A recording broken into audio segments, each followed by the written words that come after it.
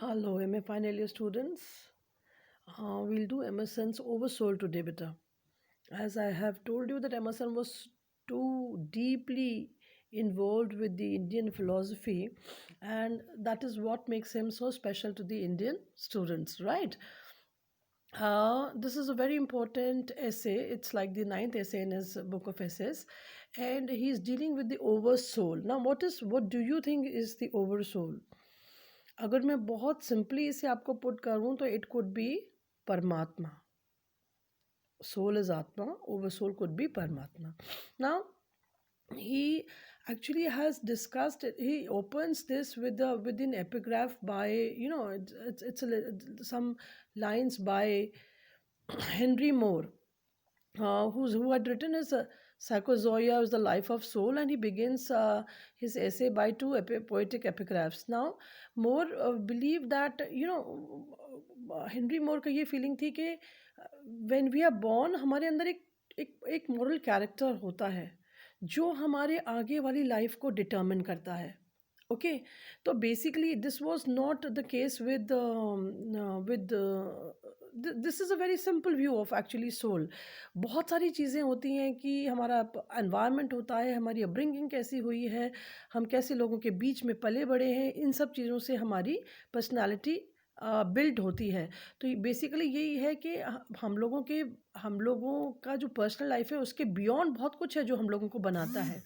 तो एमर्सन ने ये इनका जो चूज़ किया था, ये पोएटिक एपिग्राफ के लिए इनकी लाइंस, वो सिर्फ इसलिए थी because he has talked about soul.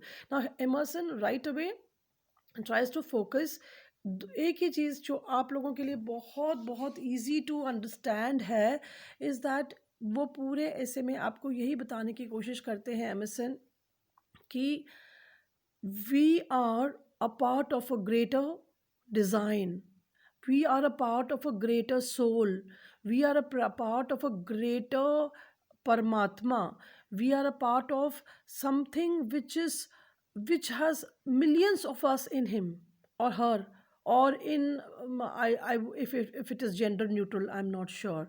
So basically Emerson here focuses uh, his essay on this particular thing, that we have a soul which is a part of the oversoul, the eternal one. And then this he will continue to say in the entire essay.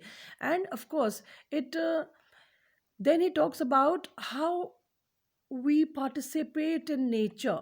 Okay, he says all the objects of the nature. जैसे ये तो बहुत इसको आप लोग Wordsworth की philosophy भी कहते हैं बेटा, जिसे हम पैंथीज़म कहते हैं, that all objects are a part of one and one is the part of all objects. वो एक परमात्मा सब जीवित चीज़ों में है, और हम सब जीवित चीज़ें उस एक परमात्मा का हिस्सा हैं. ये आप लोगों के लिए समझना बहुत मुश्किल नहीं है, क्योंकि ये आप रोज़ रोज़ सुनते हैं अपने घरों में, जब आपकी डिस्कशंस होते हैं. कभी भी पापा मम्मी कुछ बैठ के अच्छी बातें बताते हैं, आपके दादा दादी आपको कभी धर्म की बातें बताते हैं, तो वो इर्रिस्पेक्टिव ऑफ कौन से धर्म से आप बिलोंग करते हैं, in India this is a very common talk कि आत्मा परमात्मा, हम परमात्मा का हिस्सा हैं, हमारी आत्मा अजर है, अमर है. वो जो उसमें हमने पढ़ा था, ब्रह्मा में पढ़ा था.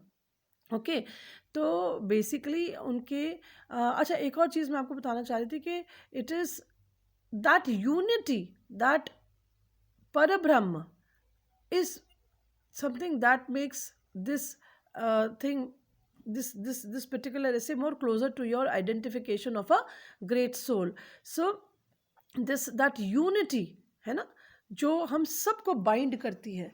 अगर वो यूनिटी को हम लोग रिकॉग्नाइज कर लें कि हम सब, व्हाट हैपेंस, आपने देखा होगा पर्टिकुलरली कि जब आप किसी शहर में जाते हैं और फिर एक ही गांव के हैं, तो आप लोग एकदम से आपस में बॉन्डेड होने लग जाते हैं.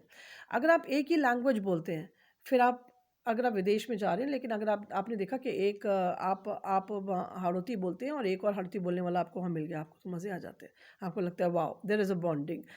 बेसिकली दैट यूनिटी, वो अंडरलाइंग यूनिटी जो होती है ना, वो सबसे इम्पॉर्टेंट है. It is one of those things where अगर हमें ये चीज़ रियलाइज़ हो जाए, तो फिर उसके बाद हम लोगों की ज़िंदगी में कोई भी डिफ्रेंसिएशन नहीं रह जाता, फिर हम लोग एक दूसरे को कभी परेशान नहीं करेंगे, हम लोग एक दूसरे को कभी टार्निश नहीं करेंगे। अच्छा बेटा, इस ऐसे के लिए एक बहुत इंपॉर्टेंट चीज़ मैं आप लोगों को बता रही थी कि एक बार ट्राई एंड हैव द मतलब वो उसमें मैंने आपको बोला था कि you have it on this, आपको इंटरनेट पे भी मिल जाएगा। आपको टेक्स्ट के लिए कहीं इधर उधर भटकना नहीं पड़ेगा, you will get text anywhere you want. तो प्लीज़ इस वाले उसको एक बार पढ़िए, ये बहुत रेपिटेटिव है। देखिए ऐसे नॉर्मली जब बहुत फिलोसॉफिकल सब्जेक्ट्स पे होते हैं तो they become a bit repetitive, तो उसमें हम लोगों को इरिटेट होने की ज़रूरत नहीं है। We have to just go through them once, एक बार उसको पढ़िए और उसका जो क्रक्स है वो निकालिए, और उसका जो क्रक्स है वही सबसे इम्पोर्टेंट होता है। तो अगर मैं इसकी आपको समरी बताऊंगी तो वो बार बार एक ही चीज़ का रिपीटेशन होगा। तो basically what I will do is I have just told you कि ये आत्मा परमात्मा का एक it's I've just told you to introduce you कि ये हमारे लिए एक सोल का हमारी सोल आत्मा है, वो परमात्मा का हिस्सा है। हम सब यूनिफाइड हैं by that underlying soul, we are all tied down by that underlying soul. हम सब को हमारा एनवायरनमेंट और हमारा पेरेंटेज और हमारा सोसाइटी मॉडल करता है कि हम कैसे लोग बनते हैं। सोल का इससे कोई लेना देना नहीं होता। सोल इज़ लाइक दैट कमल का फूल which is above and beyond all dirt.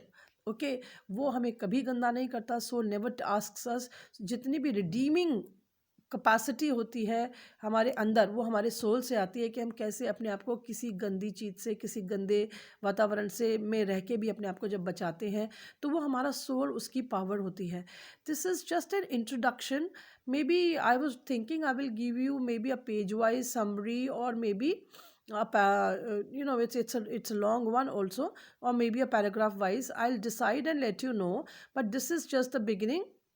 He says कि चाहे ईस्ट हो, चाहे वेस्ट हो, चाहे सॉड हो, चाहे स्टोन हो, नाइट या डे, हमेशा हमारा जो सोल है it completely to works towards the unison of every individual soul that exists in this world.